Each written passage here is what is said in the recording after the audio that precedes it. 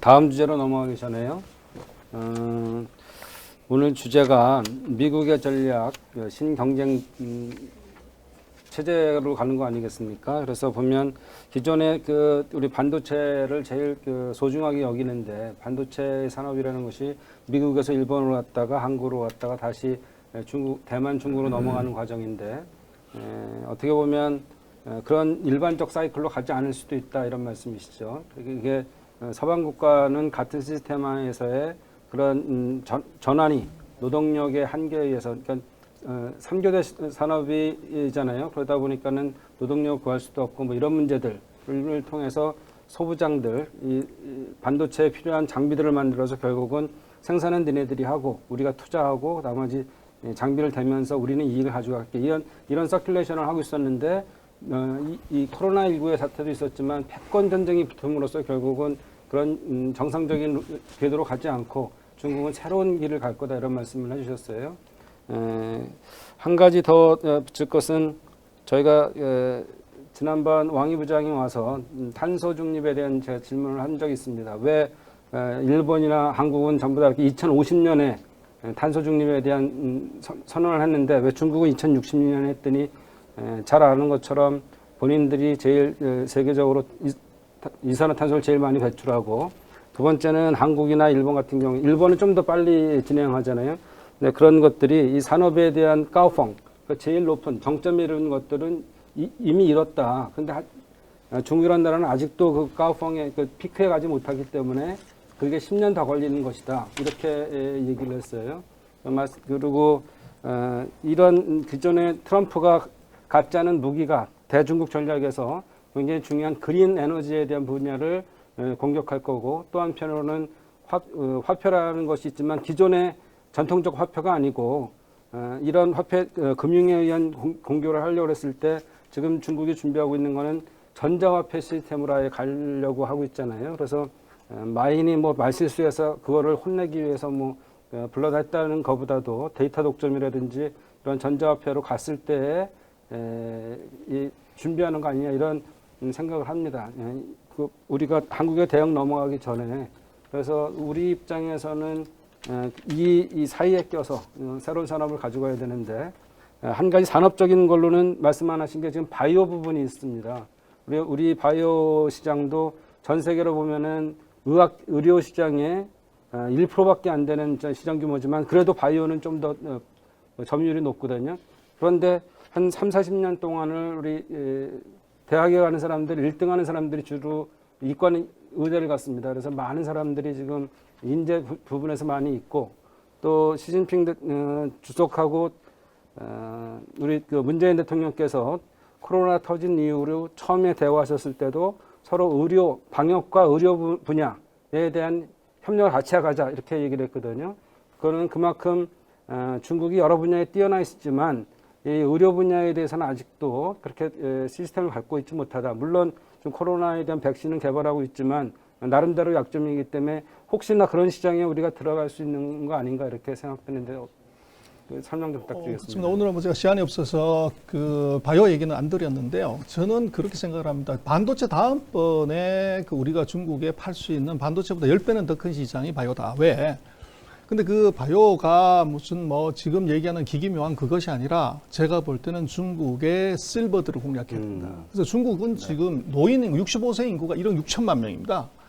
근데 우리도 그렇습니다. 지금 이제 60년생들, 이제 7, 8년생들이 대거 은퇴를 하는데 중국은 그 베이비붐 세대가 1년에 우리는 뭐 100만 명, 120만 명이지만 중국은 1년에 2,500만 명씩 태어났어요. 그래서 앞으로 10년이 지나면 이게 2억 5천만 명이 65세 이상이 되는데 이 토탈 합쳐서 4억 명의 노인이면 이것은 미국 인구보다 더 큰 노인 인구가 등장한다는 거예요. 그래서 제가 볼 때는 아까 말씀하신 바이오나 우리 의대를 계속 키워야 되는 이유는 그래서 이게 지금 중국의 부자들을 보면 평균 연령이 56세입니다. 그런데 앞으로 10년이 되면 돈 있는 부자들이 이게 2억 5천만 명이 더 들어온다는 거죠. 그래서 제가 볼 때는 한국에서 뭐 상위 1% 되는 사람들이 의대를 가고 또 요즘 같은 경우 뭐 이제 취직이 안 돼서 어렵다고 그러는데 저는 그렇게 생각합니다. 지금보다 의대 정원 10배를 더 늘리라.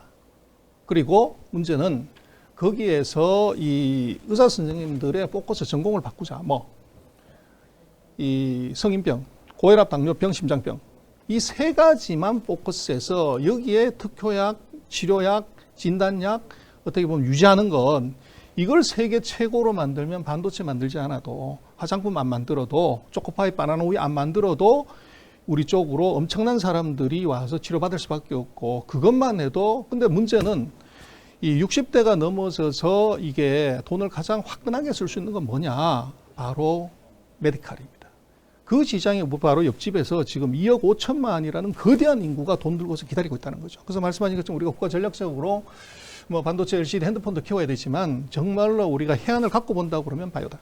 네, 그 말씀입니다. 지금 우리나라 정책이 지금 우리 유동수 의원이 그 지역구를 갖고 있는 인천에 바이오 그 산업이 일어나고 있죠. 또 원주에는 의료 기기들, 소규모의 기기들이 돼 있고 오송은 그거보다 좀 더 큰 규모로 지금 되고 있는데 바로 그 서비스 시장 일종의 병원을 통해서 그 중국의 부호들이 들어오면서 치료할 수 있는 시장을 우리 인천은 바이오 산업 쪽으로 가시고 우리 경기도 K 뉴딜을 만들어서 지금 특별위원회를 하고 있는데요. 경기도형 뉴딜을 특별위원회로 해서 어떻게 가야 될까를 이제 고민하고 있는데 이 바이오 시장에 대한 바이오 시장도 있지만 의료 시장에 대한 고민을 앞으로 더 열심히 해보겠습니다.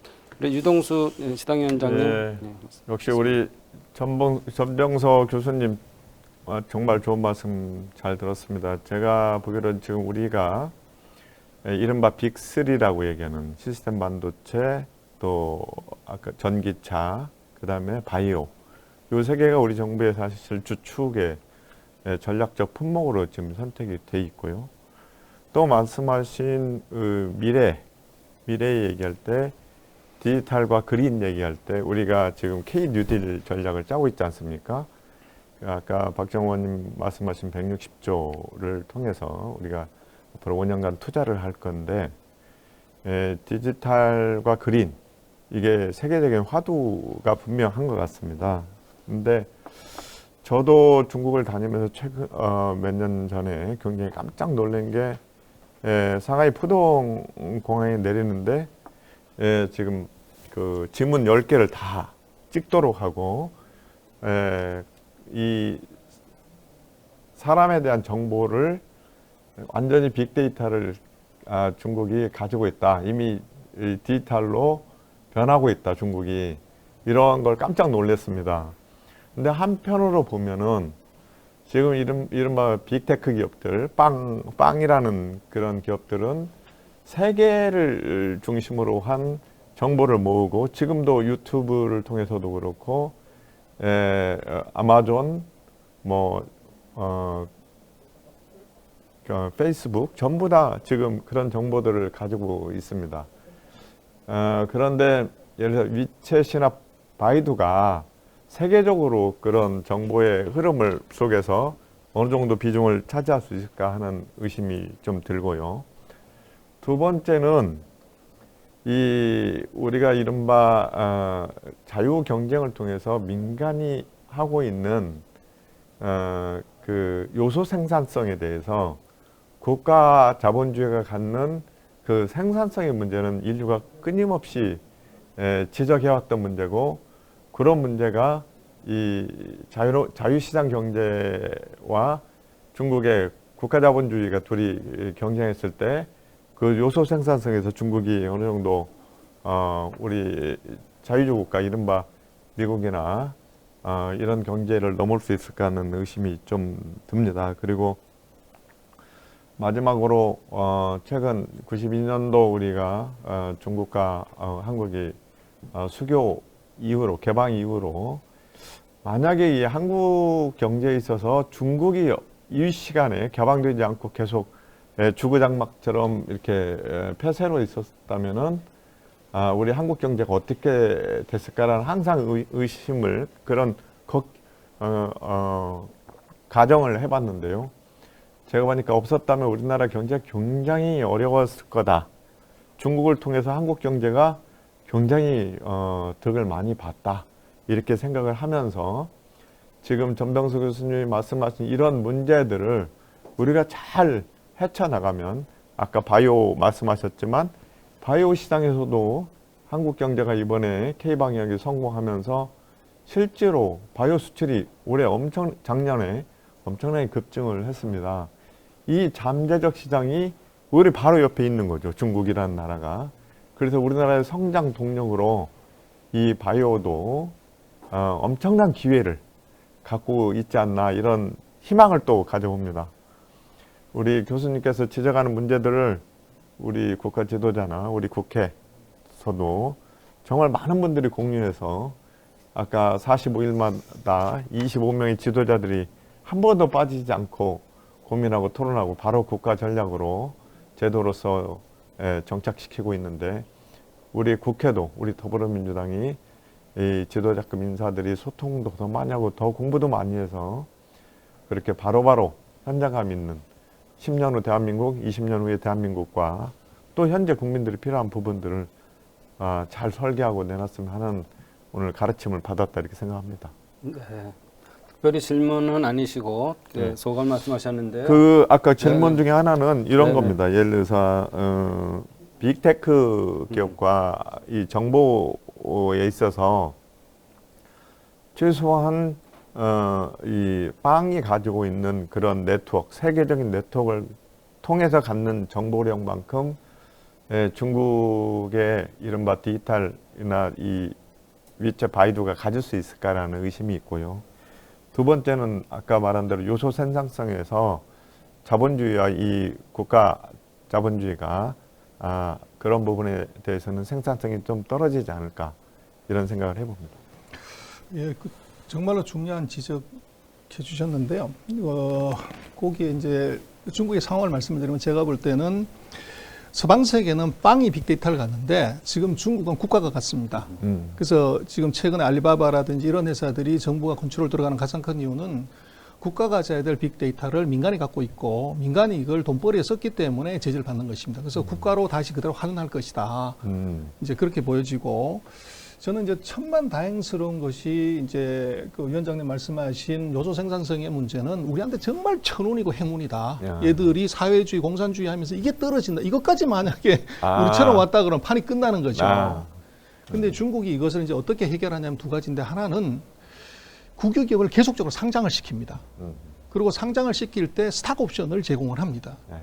그러면서 이게 이제 그 어떻게 보면 방공무원의 사람들한테 돈맛을 보여주면서 이익을 얼마 이상 이게 이제 에피션시를 올리면 이것을 돈을 주는 시스템으로 자본주의의 자본시장을 활용한 요소 생산성의 효율을 올리는 방안을 얘들이 쓰고 있다는 거죠. 그래서 제가 볼 때는 중국의 자본시장이 이게 앞으로 5년, 10년 동안 정말 빠른 속도로 발전을 하면 이것은 요소 생산성의 시장이 공산당이 통제하고 컨트롤하는 시스템에서 벗어나게 된다. 이게 더 무서울 수 있다는 겁니다.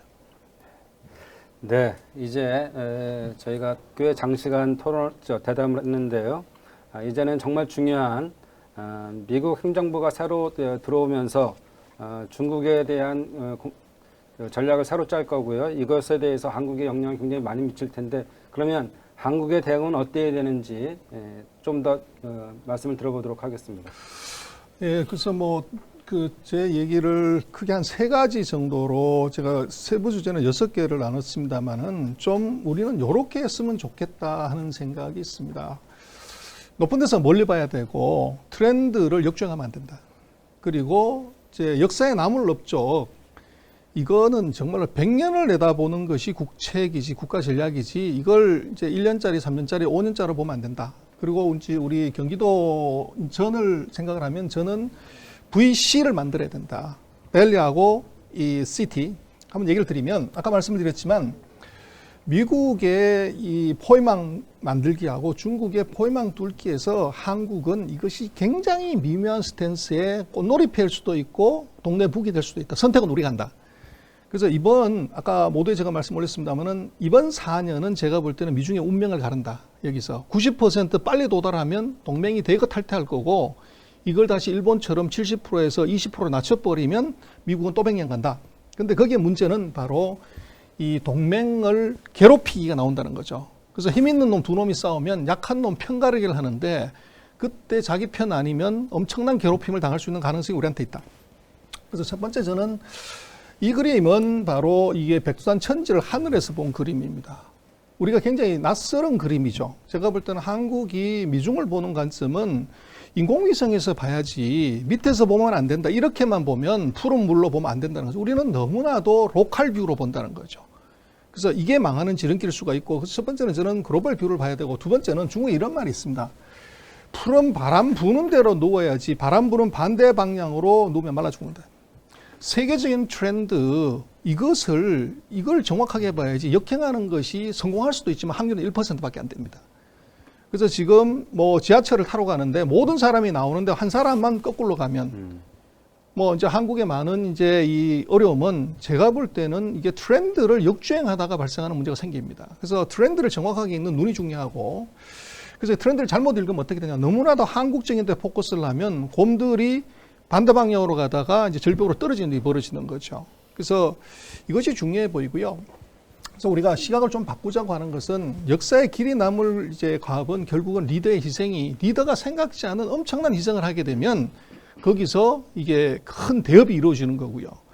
그리고 이제 그것을 볼 때 우리는 한국을 지도를 제가 거꾸로 된 지도를 하나 찾아왔습니다만은 우리가 아시아와 태평양을 나갈 수 있을 것 같지만 지도를 거꾸로 놓고 보면 우리가 정말 이태리처럼 지중해 중심이 되고, 그러나 이것이 일본에 막혀 있고 중국에 막혀 있는 아주 묘한 구조가 되어 있습니다. 그래서 결국은 우리가 생각을 좀 바꿔서 이것이 어떻게 보면은 이 구멍을 어떻게 뚫을 건가가 미국이 포위망을 뚫는 것이 아니라 한국이 이걸 어떻게 뚫을 건가를 고민을 좀 해야 된다, 이렇게 보여지고요. 그리고 저는 그런 생각을 합니다. 갑툭천이라고 갑자기 툭 튀어나온 천재가 있냐. 그래서 지금 한국의 많은 이제 기업도 그렇고 뭐 정책들도 놓고 보면 정말로 이게 뭐 명필은 이 주사 김정희가 그랬다고 그러죠.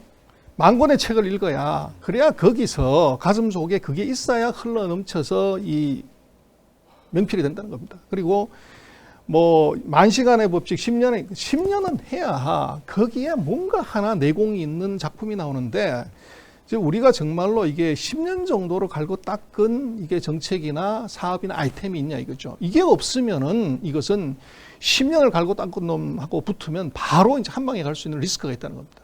그리고 이제 10년을 그냥 뭐 깔고 닦으면 되는 게 아니라 중요한 것은 베스트 프랙티스로 DP로 이것을 잘 이제 오거나이즈 해야 되는데, 우리는 이것이 너무 짧게 보는 것. 그래서 10년은 숙성, 10년은 발휘, 10년은 확산. 이제 우리 국가적으로 할 수 있는 많은 정책이나 아이템에서 이런 이제 이 숙성의 기관을 가지거나 이런 게 별로 없어 보인다는 거죠. 그래서 결국은 저는 그 모죽과 매미 얘기를 드리면서 마치려고 그러는데요. 이 대나무 중에서 모죽이라는 것이 있고, 이거 5년 동안 이게 씨 뿌려도 싹이 나지 않는 대나무죠. 그리고 매미는 여름에 그렇게 한 달 동안 울지만 7년 동안 흙 속에 있다가 나옵니다. 그래서 이게 국책이라고 하는 것은 이것은 국가 100년 대계가 잡혀야 되는 건데, 지금 시대는 아까 시당 위원장님 말씀 주셨지만 지금 이제는 이거 2등 하면 꽝되고 3등 하면 죽습니다. 1등이 다 먹는 시대인데, 지금 우리는 뭐 4차 산업혁명 무슨 뭐 많은 얘기를 하지만 전부 나토다. No action, talking only.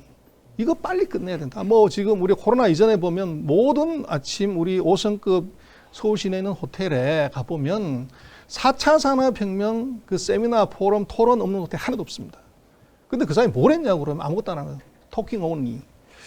그래서 저는 이제 우리 경기 같은 경우는 그렇게 생각을 합니다. 이게 지금 지방의 소멸이라고 이야기하지만 저는 경기는 예외라고 봅니다. 이유가 뭐냐 그러면 가전, 자동차, 스마트폰, 반도체, LCD가 한국에 정확하게 놓고 보면 이 중심이었어요. 그게 바로 구미, 울산, 지금 경기입니다. 여기 와서 지금 머물러 있는데 문제는 여기서 있으면은 머물면 끝난다, 죽는다 이거. 아까 제가 말씀을 드렸지만 실리콘 반도체 대체하는 이제 다른 반도체가 나왔을 때 정말 한국의 반도체 산업 안녕하냐? 이게 수원하고 이천이, 화성이 이게 안녕할 수 있냐는 거죠. 그게 무너지는 순간에 경기도 어떡할래? 그래서 저는 이제는 우리가 그 죽음의 계곡이 4차 산업혁명에서 있을 거고, 미중의 전쟁에서 중국이 걸기했을 때 우리가 빠져야 되는 데스밸리가 있다는 겁니다. 근데 이 밸리를 어떻게 넘어서냐 그러면 저는 밸리를 만들어서 넘어가야 된다. 그 밸리가 지금 우리 경기도 같은 경우는 실리콘밸리죠. 근데 이 실리콘밸리가 아니라 이게 디지털밸리로 가야 됩니다. 아까 제가 보여드렸습니다만은 이것이 삼성전자가 세계 최고의 반도체 LCD 핸드폰 회사가 어떻게 시가총액 애플보다 정리하는 거죠. 단 한 대의 핸드폰도 만들지 않는 이 회사. 그래서 이게 결국은 이 실리콘이 아니라 이게 디지털이라는 겁니다. 그래서 결국은 100년을 가는 이 전략, 정책, 여기에 이제 어떻게 보면 결국은 이제 뭐 정치에서는 표심이 중요한데 표심은 민심이지만 그 민심은 밥심에서 결정이 됩니다. 근데 밥심은 어디서 나오냐면 기술과 시장에서 나옵니다. 신기술이 등장하면서 이게 가전제품 구미 여기서 대구 경북이 잘 나갔고 그리고 그것이 자동차로 넘어오면서 포항, 울산, 부산 이쪽 지역이 잘 나갔죠. 근데 지금 거기 다 초토화됐습니다. 기술이 반도체로 LCD로 옮겨오면서 서울 경기가 이 경기가 주력이 되는 산업이 벌어졌고 그래서 저는 그렇게 보여집니다. 많은 정책, 많은 이제 일들을 건수별로 평가하고 망한다. 그래서 지금 망하는 대표적인 게 여의도 금융가의 애널리스트들.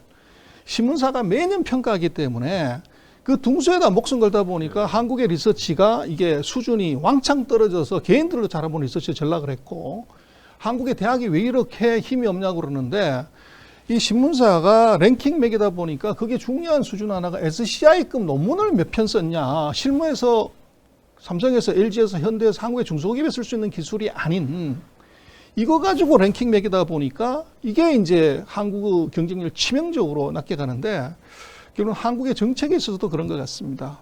국회에서도 몇 건 발의했냐. 그거 아니고 100건 발의한 것보다 한 개 제대로 된 이거 제대로 파워풀한 것들을 했냐 안 가도록 보면 되는데 저는 우리 경기 같은 경우는 앞으로 뭘 하냐면 ABS 대학을 만들었으면 좋겠다.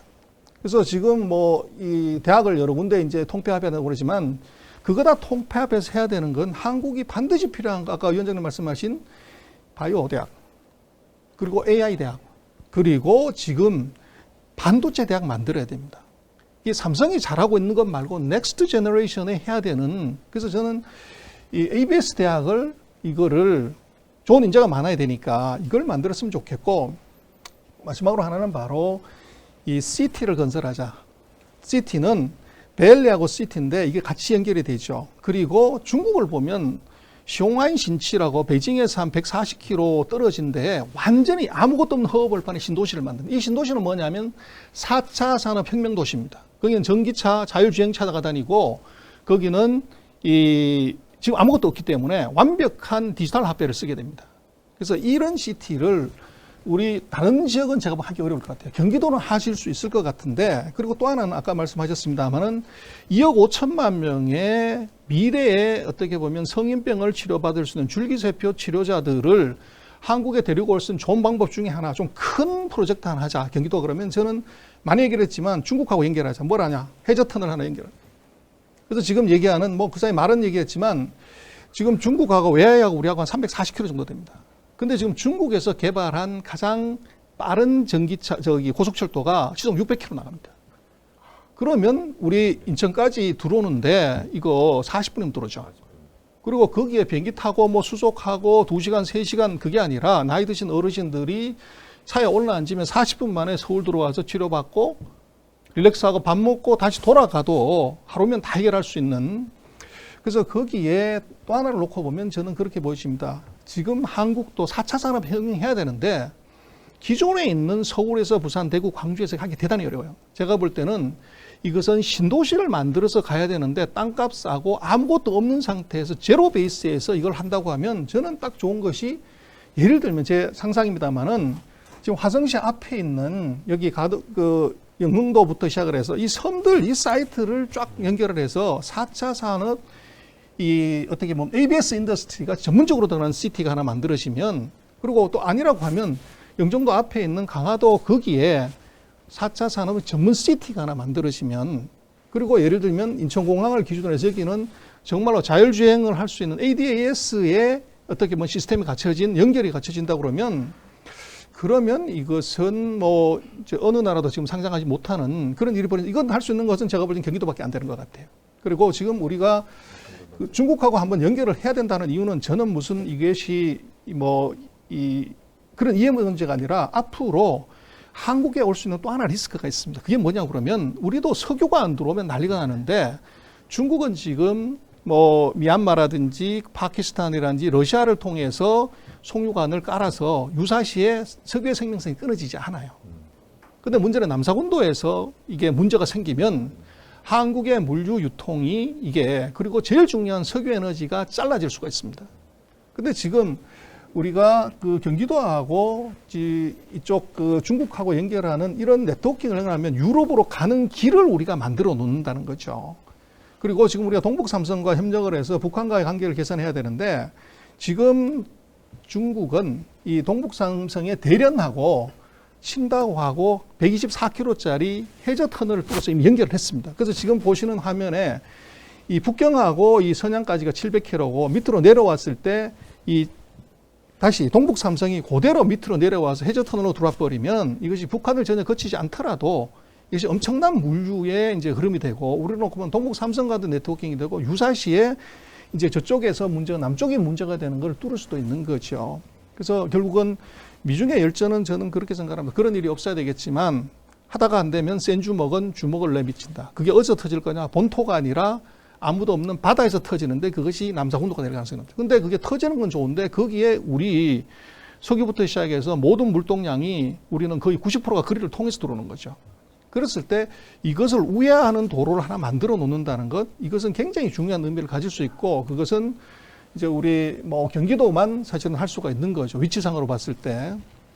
그래서 뭐 여러분들지만 제가 그냥 생각해 본 아이디어고 그래서 결국은 이제 국가 전략은 100년간의 전략을 만들어서 그걸 15로 나누고 5로 나누고 해서 이제 단기 계획을 하는 건데 그래서 아무도 이 모죽이 5년 동안 이게 안 올라와도 걱정하지 않습니다. 그래서 5년 동안 모죽은 사방 심리 4km의 뿌리를 깔아놓고 그게 딱 세팅이 되는 순간에 하루에 80cm씩에서 30m 자란다는 거죠. 그래서 저는 한국의 정책은 정말 이런 정책이 단 하나라도 있으면은 이건 되지 않을까 그런 생각을 하고 그래서 그 어떻게 뭐 6년 동안 어떻게 기다리냐 그러는데 그것 말고 보이는 게 또 하나가요. 캘리포니아에 있는 레드우드라는 나무입니다. 이거 100m를 자라는 나무예요. 근데 이 나무는 뿌리가 3m밖에 안 돼요. 태풍 불면 바로 넘어가 버리는 이 나무인데 이게 안 넘어가고 100m까지 자란다는 거예요. 비결은 뭐냐 그러면 이게 옆에 있는 나무하고 뿌리를 서로 공유한다는 거예요.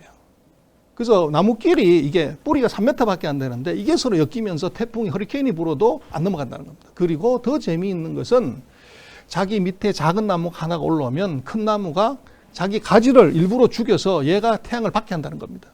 이게 바로 융합이죠, 저게. 그래서 결국은 한국의 전략 뭐 어떻게 갈 거냐는 것은 많은 이제 논란이 있지만 미중의 전쟁에서 저는 한국이 많은 기회가 있을 거라고 해요. 사드 때문에 우리가 피해의식이 있긴 하지만 사드하고는 달리 지금 미국이 필요한 한국이기 때문에 또 중국도 포위망을 뚫기 위해서 한국이기 때문에 저는 우리가 잘 생각하고 잘 묘수를 고른다면 이것은 꽃놀이패가 될 수가 분명히 있다. 그래서 그걸 우리가 어떻게 활용하려 하는 문제는 우리가 정말로 고민해야 되고 또 제가 볼 때는 지역적으로나 어떻게 보면 중국과 협력을 해야 하는 많은 분야에서 지금 놓고 보면 우리 경기도가 중심에 있다는 거죠. 그래서 국가가 아니라 제가 볼 때는 모든 이게 기술이나 시스템 여기 있는데 이것이 중앙정부가 뭐를 하기 전에 이쪽에서 시스템을 제대로 만들면 아마 중국은 지금 기술이든 시스템이든지 필요하다 그러면 국가든 지방정부든 가리지 않습니다. 그래서 한국이 굉장히 힘을 발휘할 수 있는 기회가 아마 우리 앞에 지금 오고 있고 또 제가 볼 때는 중국에 대한 우리가 너무 불필요한 비관론 그리고 또 어떻게 보면 중국에 대한 과대평가 바람직하지 않습니다. 냉정하게 보고 정확하게 판단하면 한국은 제가 볼 때는 최근 뭐 27, 8년 동안 먹었던 중국이 그게 2배, 3배, 4배가 더 커지면 지금까지 우리가 먹었던 것에 2, 3배를 더 먹을 수 있는 기회가 한국한테 있는 것 아닌가 그렇게 생각합니다. 네, 감사합니다, 교수님. 이렇게 해서요 오늘 준비한 내용에 대한 대답은 마치도록 하겠습니다. 저희가 당장 해야 될 일이 지금 인수위 과정에 있는 미국 바이든 정부에 대한 어떤 분들이 강요로 올라왔는지 이미 결정됐기 때문에 그분들에 대한 성향 그리고 정책에 대해서 더 심도 있게 빨리 공부할 필요가 있겠다 이런 생각과 또 이미 장기간에 걸쳐서 기간에 대한 유리함이 있는 중국에 대해서도 역시 마찬가지로 매년 발표되는 중국의 전략을 가지고 우리가 깊게 전략을 짤 필요가 있다 이렇게 생각됩니다. 오늘 경기도에 대한 전략 그리고 인천시가 어떻게 나가야 될지에 대해서도 말씀해 주셨는데 레드우드처럼 경기도 도당과 인천시당과 그리고 서울시당이 같이 손을 잡고 각 도시에 또는 도의 특성에 맞게 융합시대를 만들어가면 좋은 전략이 나오지 않을까 생각합니다. 그런 목적이 저희가 갖고 있는 내일을 위한 담대한 대담에 대한 기획 의도입니다. 첫 번째는 주택 정책에 대한 패러다임의 전환에 대해서 논의를 했고 오늘은 바이든 정부가 들어옴에 따라서 미중 관계가 변할 것이고 그 미중 관계 사이에서 한국은 어떻게 대처해야 될까 그리고 경기도와 인천은 어떻게 해야 될지에 대한 해안 우리 전병서 소장님의 해안을 빌려서 여러분들과 만났습니다. 약속드린 대로 매달 한 번씩 이렇게 대담회를 진행할 텐데요. 다음 대담회 주제는 올해 들어와서 처음으로 돌아가시는 분보다도 출생하는 출생아 수가 줄어들고 있습니다. 이 인구 절벽이라는 것이 실감할 수 있는데요. 피터 드래커가 말했던 것처럼 미래를 예측할 수 있는 것은 바로 미래를 만드는 것이다 이렇게 했습니다. 그 미래를 만드는 데 있어서 가장 정확한 통계는 인구 통계이기 때문에 인구 통계에 대한 전문가를 모시고 세 번째 대담을 이어가려고 합니다. 여러분들 오늘 대담을 들으면서 많은 고민에 빠지셨을 거라 생각됩니다. 우리 모두 같이 정말 머리를 맞대고 또 스크럼 짜고 같이 발로 장단을 맞춰가면서 현안의 문제를 해결하고 우리 한국에 대한 미래를 위해서 같이 갔으면 좋겠습니다.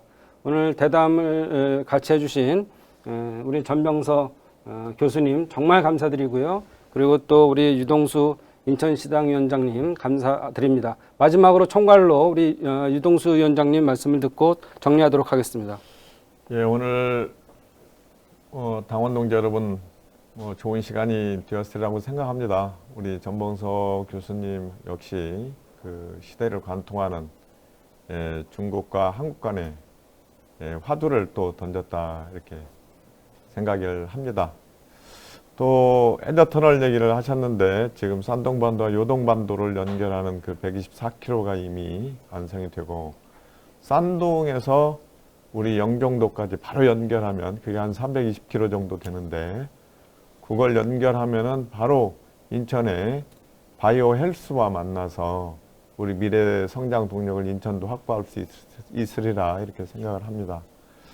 다음에는 우리 박정 위원장님께서 말씀하신 인구 문제를 인천에서 다룰 예정입니다. 잘 준비해서 당원 동지 여러분 찾아뵙겠습니다. 이상입니다. 네, 시청자 여러분 정말 장시간 감사드립니다. 앞으로도 많은 관심을 가져주시고 우리 경기도당, 인천시당, 서울시당 더 노력해서 수도권의 문제, 더 나아가서는 한국의 문제를 빠른 시간 내에 탁상공론만 하지 않고 해결하도록 하겠습니다. 여러분 앞으로 우리 함께 하겠습니다. 감사합니다. 고맙습니다.